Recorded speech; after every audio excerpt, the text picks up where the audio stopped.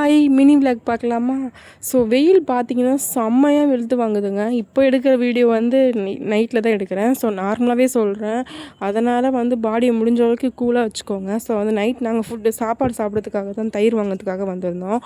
So பார்த்திங்கன்னா இப்போ முடிஞ்ச வரைக்கும் இயற்கையானதை சாப்பிட்டு இளநீர், நுங்கு, மோர், கூழ் அந்த மாதிரி சாப்பிட்டு பாடியை ரொம்ப கூலாக வச்சுக்கோங்க முடிஞ்ச வரைக்கும். இல்லை சைடு எஃபெக்ட் எதனா வர ஆரம்பிச்சிடும் ஹீட்னால். ஸோ குழந்தைங்களையும் பத்திரமா பார்த்துக்கோங்க. சன்ஸ்க்ரீன், ஸ்கின் ரொட்டீன்லாம் கண்டிப்பாக ப்ராப்பராக மெயின்டைன் பண்ணுங்கள். ஸோ நான் பார்த்திங்கன்னா தயிர் வாங்கிறதுக்காக வந்தேன். எப்போவுமே நான் இந்த கடைக்கு தான் வருவேன் வாங்கிறதுக்கு.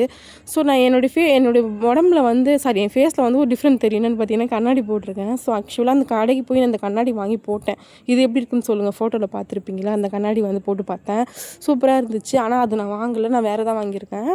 ஸோ தூரப்பருவம் கம்மியாக இருக்கிறனால நான் வந்து டாக்டர்கிட்ட செக் பண்ணிவிட்டு தான் நான் அந்த கண்ணாடி வாங்கி போட்டிருக்கேன். எனக்கு அந்த அடிக்கடிக்கு போட மாட்டேன், எப்பயாச்சும் போட்டுப்பேன் அப்பப்போ எடுத்து. எனக்கே பிடிக்காது கண்ணாடி போடுறதுக்கு ஆக்சுவலாக. அதுக்கப்புறம் பார்த்திங்கன்னா காய்கறி தேவையானதெல்லாம் வாங்கிட்டு நாங்கள் கிளம்பிட்டோம். அங்கே தான் எப்போவுமே நான் தயிர் வாங்குவேன். குரோம்பேட்டில் நீங்கள் அங்கே தெரியும், அங்கே பக்கத்தில் இருக்கிறவங்களுக்கு தெரியும் எங்கே இருக்குது கடை அப்படின்ட்டு. ஸோ காய் தேவையானது வாங்கிக்கிட்டு நாங்கள் வீட்டுக்கு கிளம்பிட்டோம். ஓகே, பாய்.